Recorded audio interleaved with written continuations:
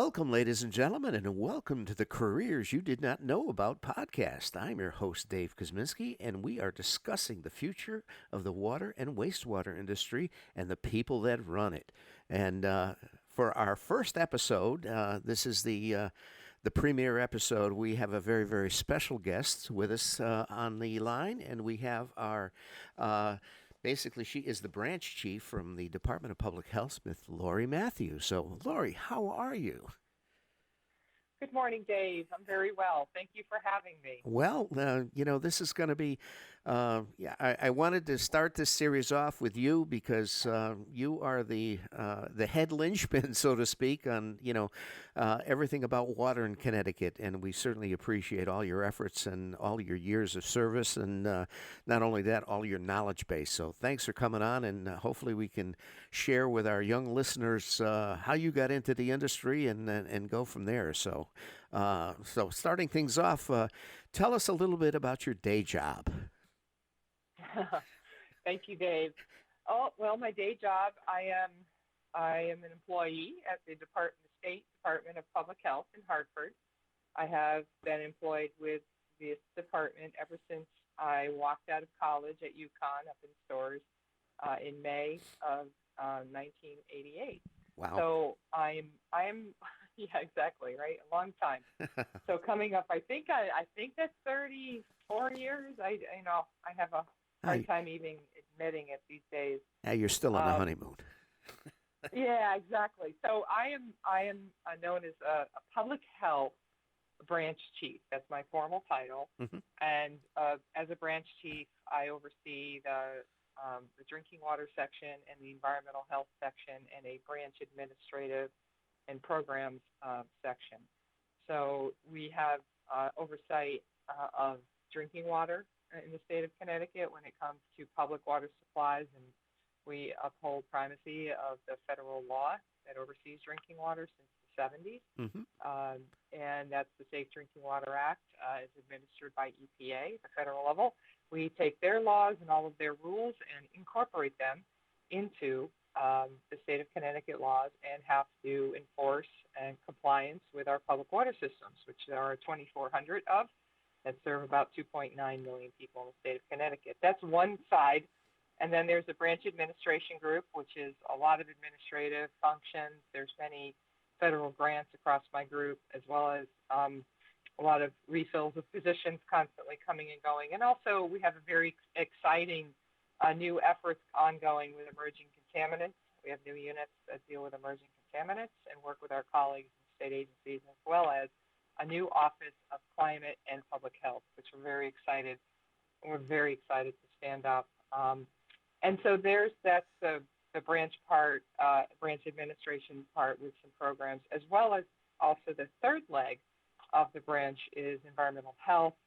Section Chief Jim Benoit oversees that, and it's a variety of environmental health items, such as it goes all the way from food to asbestos. We have an asbestos program. We have a radon program. Uh-huh. We have private well program. We have a pool regulatory program.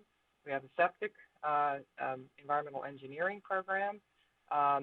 We have a lead program. And we have a beaches program. Wow. So, and we have occupational health. It just keeps going. We have occupational health. Wow. We have an environmental data program, and we have a group of toxicologists, and we have a group that do environmental assessment. So, in public health assessment. So when you, rolling back the calendar, okay, when you were in high school, did you have any aspirations, or what were your aspirations as far as career paths? Do tell. It's a really good question. Well, my thing was, there were two things when I was in junior high and high school. Was number one was I wanted to be an engineer. Okay. I really wanted to be an engineer. I thought a lot about, as kids do dream. I wanted to fly fighter jets. Sure, why not? It was one of my first things. I was being recruited because I also played basketball. My two things were basketball and engineering. Were you a product of Gino?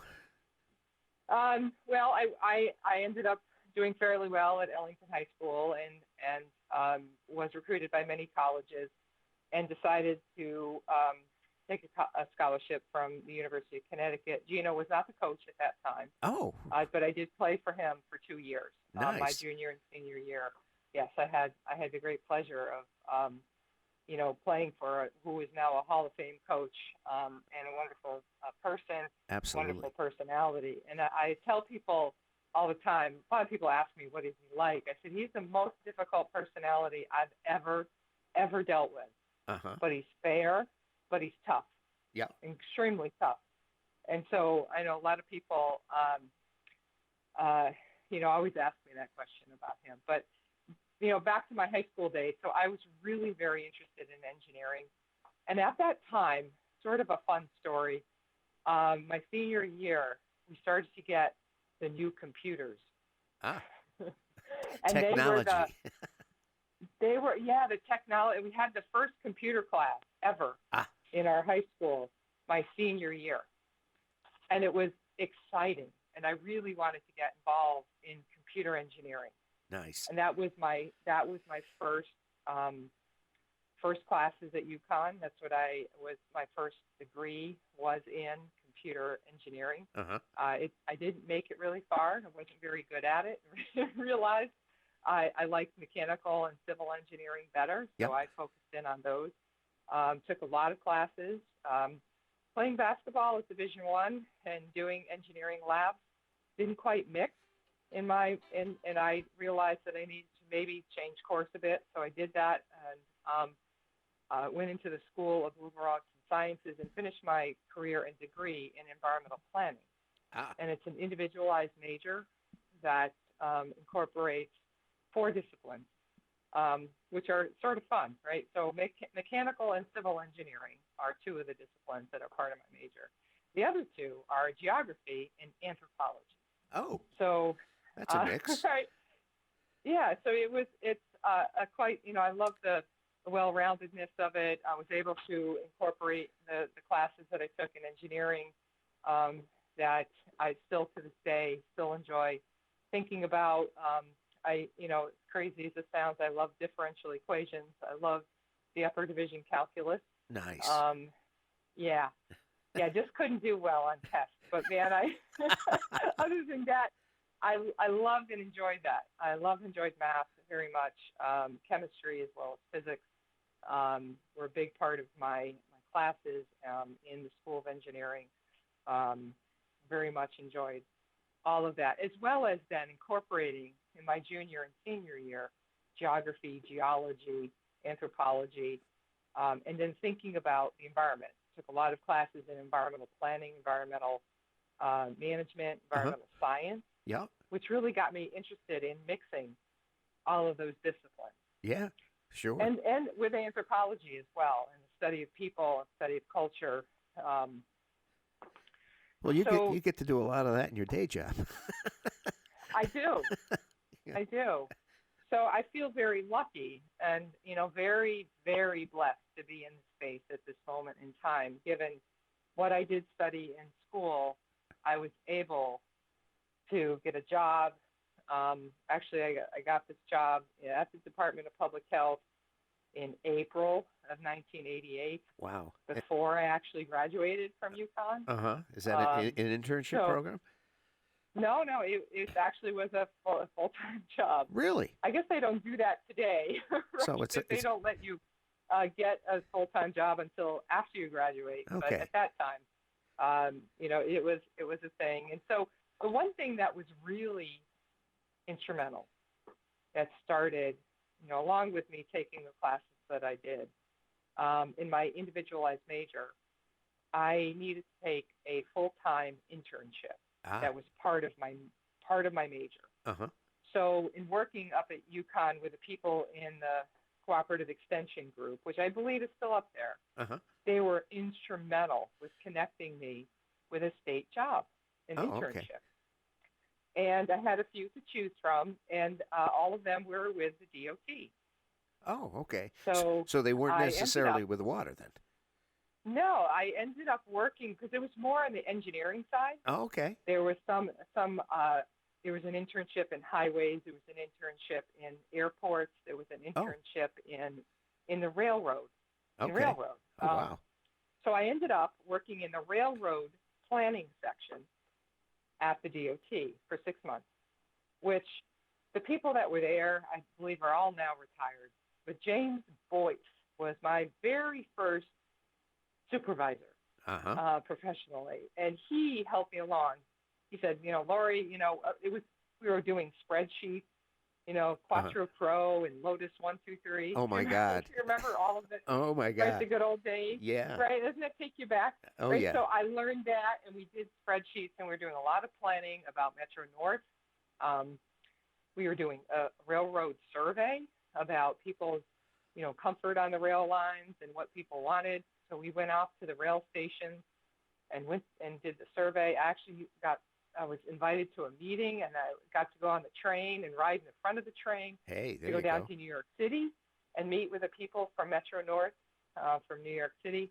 Very exciting, and got a lot of chance to get out in the field and experience what they did and the struggles that they had. They had a lot of struggles, and they were, constantly trying to get funding to update the rail cars Ah, at the time, yep. and to extend rail lines, and so it was a great experience, and it helped me, and the people there helped me get a job in the state. Ah, They okay. helped me, and after I accepted the job here at the Department of Public Health, a few months went by, and Jim Boyce offered a job to me at DOT. But by that time, I had accepted this job. Ah, So, um, so your first job yeah, in the water industry was after that, or? yeah. So my the job that I accepted in April Yeah. of 1988 was a job with the Department of Public Health, Uh-huh. working in the drinking water section. Oh, okay. There you go.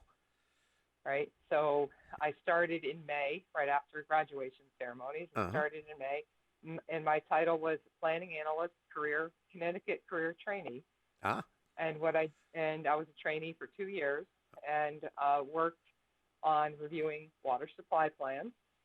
Water supply. There was a new law in 1985 that required water supply plans from every public water system, every larger public water system, and the review and the approval of those plans, those laws were just written by Maureen Westbrook and Denise Rizika, oh my God. and and Denise Rizika and Jim O'Conley were the people that hired me. Wow. They brought me to the Department of Public Health. So I was able to learn a lot, not only in reviewing water supply plans, but I was, my first mentor was Jim O'Conley as well as Denise Rizika. They taught me a lot. And I think it's to getting into anything and getting into your careers. There's a lot of people that help you along the way, Right, right. That was whether you realize it or not. and that was before Um, Denise went over to the DEP, correct? Right. So Denise went over to the DEP in 1999, Yeah. I believe. But And, she was with the Department of Public Health in the 1980s, yes. and left in 1999. Yes, I worked with her quite a But bit on water conservation. water conservation in the early 1990s, the Sure. retrofit program, Yep, yep. a series of water conservation laws that were passed in the early 90s. I Mhm. helped and worked with her on that. Yep, We also worked on the Water Utility Coordinating Committee process, which yep. is up and running, known as the WUC process. Yep. So I was doing regional water supply planning, individual water supply planning, water conservation, Right. and then along comes the 1996 Safe Drinking Water Act amendments. Yeah. If you remember way back when, very significant. I A do. law signed by President Clinton, Yeah. and changed the way investment happens. Yep. And investment dollars came along under the Drinking Water State Revolving Loan Fund was created for drinking water. Yeah. It had existed for the sewer side for over 10 years, but there was not a program for drinking water. So under the amendments of 96, this was created. And also source protection planning, funding for source protection assessments. So I started working on not only the WUC plans. As Denise left, we were drafting a source water assessment plan and the work plan Right. for that funding. So it was a very significant time in the 1990s with the influx of an enormous amount of funding Right. toward infrastructure and aging infrastructure, and working really hard to stand up a program to move the money forward. And Right. what's interesting now, and fast forward to today, there is another influx of funding, Yes. very similar, but almost triple the amount from way back in 1996. So the bipartisan infrastructure law, also known as EJA, it's either bill or EJA. Pick your choice. Take your choice on what acronym to use. But Right. we're calling it the bill at this point, the Right. bipartisan infrastructure law, passed in November of last year by Congress, which supplies 3 times the amount of funding that we've had for investment in aging infrastructure for our public water systems. But not only that, but for lead service line identification and removal, Right. and Right. also to address emerging contaminants, Uh-huh. and a little bit of money for cybersecurity and resiliency. Wow. So there's a lot, and it takes me back to 1996 and the work that was ongoing with Denise Rizika and Jim O'Congley at the time, and Jerry Iwan, if you remember Jerry Iwan, Yes, I who do. was the section chief. Now, did Jerry Um, take over after Jim, or? Jerry Iwan started in 1988 as Yeah. the section chief. Yeah. Right around the same time I started. Okay. So Jerry was the section chief. Jim O'Congley was underneath him as okay. the head of head section position, overseeing planning. Yeah. And Ray Jarama was overseeing engineering. Yes. And both Jim and Ray reported to Jerry. Yeah. And Jerry started in 1988, came home from New York City where he was working. So Wow. there was a lot of work at those times to address the influx of funding Sure. and how it was really changing the work that we did. So Now, I've been blessed for decades to be in a position where the federal government has highlighted yeah. the need for investment in drinking water, public drinking water systems. Yeah. And with all of that funding, we're also able to hire staff to be Yeah. able to help with moving the money out the door, but also enforcement and compliance, Wow. and all of the administrative functions that go along with it. Now you mentioned Maureen Westbrook. Now, was she? I think she started out at Deep, didn't she, originally? She started at the Department of Public Health. Did she? Okay. That's what I know. Maureen Westbrook in 1980s. By the time I started in 1988, she had left. Okay. But she was here, and she was at the Department of Public Health writing regulation, Okay. and working on statutes. And so her, Ann Gobin, I don't know if you remember Ann Gobin. I do remember the name. Yes. And Denise Rizika. Oh yes. They were all here and working on all of the efforts that came out of the 1980-81 drought. Sure. There was a water resources task force that came out of the 1980-81 drought. Wow. They produced a report. They passed a whole series of laws in 1984, 1985. Yep. Many of the laws that we work on today, all the planning laws for water supply, the drought planning Yes. laws, the water conservation laws, the source water protection laws, many of them were passed at that time. Yeah. Well, and more, just so you know, Maureen's on the short list of being on this podcast, and she's covers a lot of history throughout the state, as well as Ray Jarama. Ray's now, I think, he's in Bristol now, isn't he? He's in Berlin. Berlin. He's I in know it was Berlin. right. He's the manager of the Berlin Water Commission Wow. water system. God. So, yes, he's still in the industry, and we work with him in that regard. So, wow, unbelievable. There's a lot of water under the bridge, as far as as we start to roll out this podcast, it's going to be amazing how we're going to be connecting the dots, if you would, because, it's a relatively small community, and everybody knows everybody, and I think that's one of the features that we're trying to get out to the younger people that are looking for careers, and whether it being in engineering like you sought, or even just to go from a standpoint of becoming a treatment plant operator, or whatever. But there are so many jobs in this industry, and I talking with Bill Sullivan and one of your staff, and he's going to be on also. The stats are staggering of the amount of people that are going to be retired or eligible to be retired. And, I think when I started and I became an operator, I think there were like over 800 certified operators in the state. And the last time conversation I had with Bill, I think we're down to like 450 operators in the state. So that's a staggering statistics. It is, because the certified water operators are a group of people that run our water system Sure. across our state. And they are the people that day in and day out do the work that nobody sees, yes, but is mission critical to making sure water is, when you turn your faucet on in Hartford, or you in Bridgeport, in anywhere, sure, in Meriden, in Wallingford, in Norwich, in Putnam, in Salisbury, in Sherman, if you turn the water on and it's drinkable, you know that there's a lot of effort. There's a lot of effort that goes on behind the scenes. Certified water operator is a career. It's a great career. And it's also a career. I know Bill.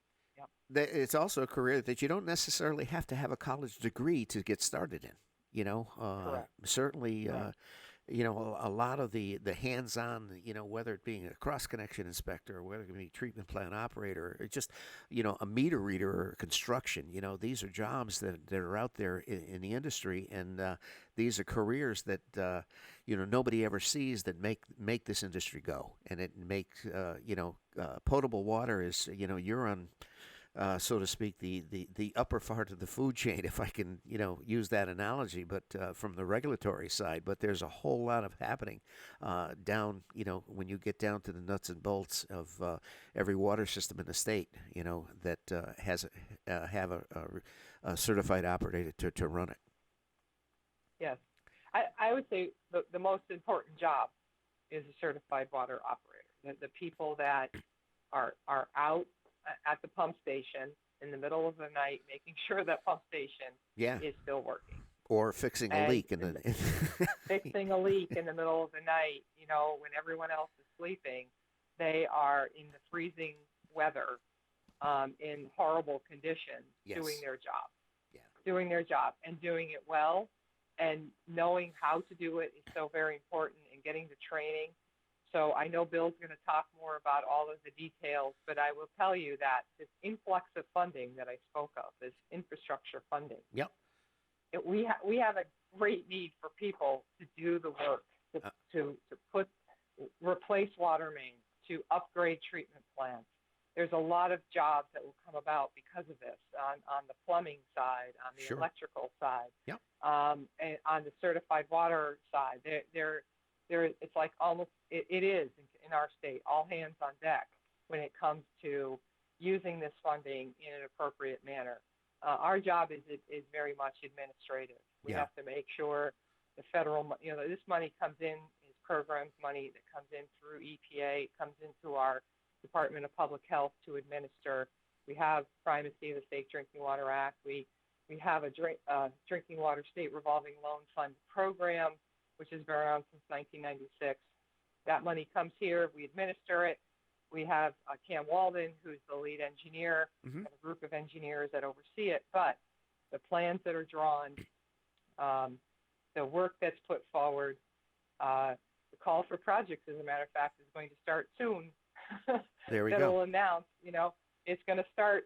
We're working to get that announced, hopefully in the next week or so, if not this week. There you go. But we do the administrative function. Sure. Where the call goes out, and then the water utilities are saying, what projects do we have? Yep. Well, what projects do we have? It comes right down to the people that do the work every single day. They will recognize the needs in certain areas. Absolutely. And then the water utilities themselves put projects together and ask for funding, and hopefully you're able to get a loan from us, hopefully a highly subsidized loan, to be able to invest in fixing or working on proactive items to address upgrades for aging infrastructure.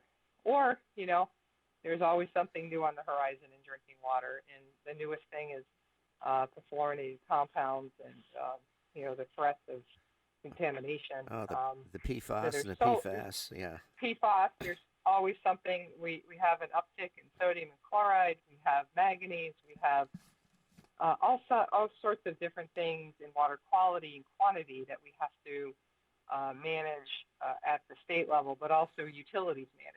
Right. So there's a lot of work there. There's a lot of functions within a water utility that are, to me, and maybe it's just me, but are very exciting to work on. And a lot of hands-on work. Sure. As you mentioned, not necessarily need or have to have a college degree to get started. No, absolutely.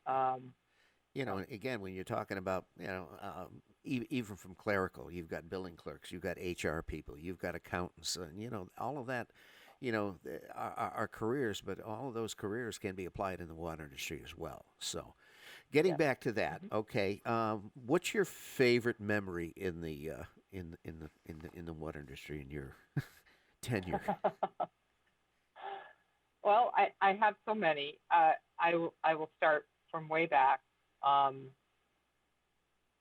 In the water industry, again, it's probably the people that I've worked with.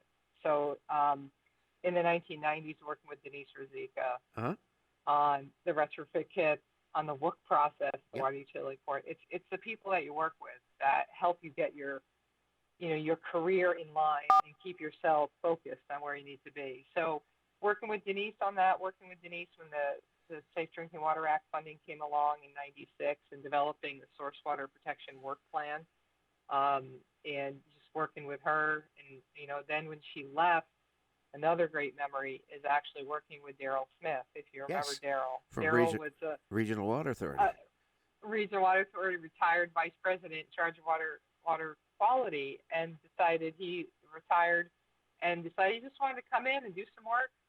And we hired him, and he was wonderful to work with, excellent technical person, but also understood the industry. And so we had an effort, we had a timeline, we had to get it done.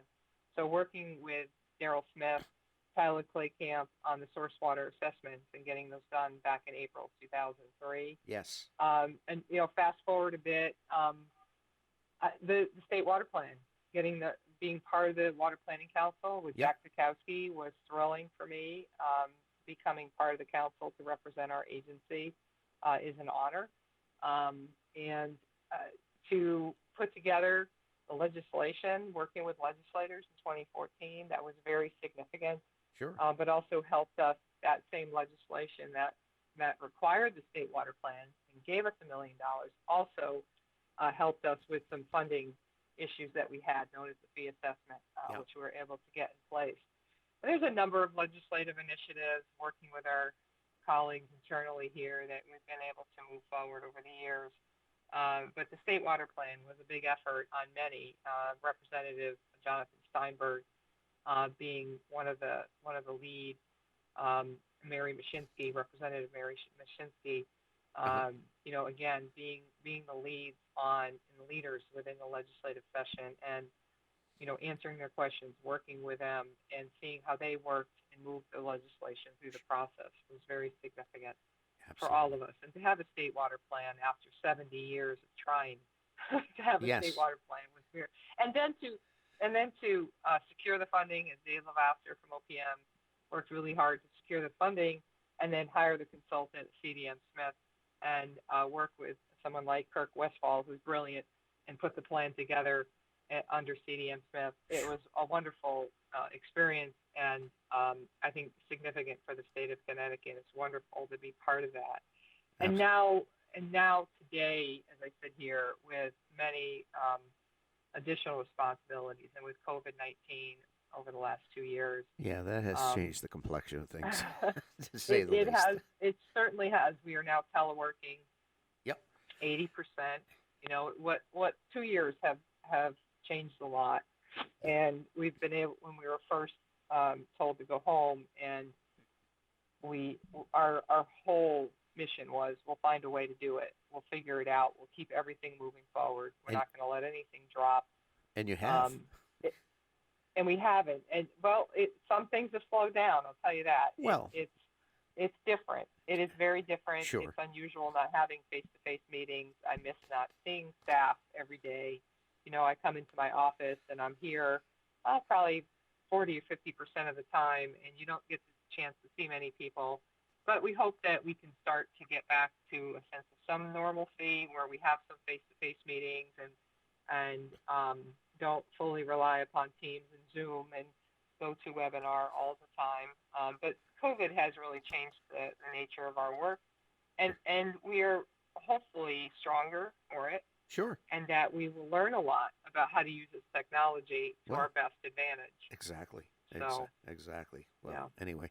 Well, hey, thanks so much for coming on, Lori. And I know I've had the pleasure of working with you over many, many adventures and initiatives from the Sustainability Committee. And I've had you mentioned Denise Rosica, and Denise and I have presented conservation presentations across the country along with Marianne, and I've had the pleasure of working with those folks, and those are certainly great memories. And again, that's the whole focus of our careers you didn't know about in the water industry, and we certainly appreciate you coming on in the premiere episode of our Careers in the Water Industry, and we look forward to again connecting dots with a lot of the people that you mentioned that we're going to talk about, and hopefully get the word out about all these great careers that are available to our young seniors getting out of high school and contemplating careers going forward. So again, Lori Mathieu from the State Health Department, our branch chief.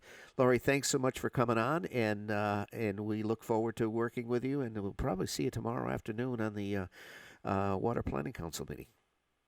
Absolutely, Dave, and it's been an absolute pleasure to work with you over your decade, I think approaching 5 decades of your career. I've only been around about 3.5 decades of that time, but it's been an absolute pleasure of the times that we used to have Drinking Water Week in the State Capitol corridor of the state capitol. Oh, yeah. At the Legislative Office Building. Those are some of I found a picture the other day of one of us at a booth. Yeah. In that corridor and promoting drinking water industry and water conservation, and it's been a pleasure working with you, and I really thank you for this. It is needed, it is necessary as people retire from state government. Yes. We in droves, unfortunately, we're losing a lot of experienced people. We need a lot of people to come into the industry, and I hope people take a chance at it and look at it and want to give it a shot. Because it's critical. It's critical. We need people coming out of high school to be interested. Great. In the work that we do, because safe drinking water is important, and it's a great career. It's been wonderful.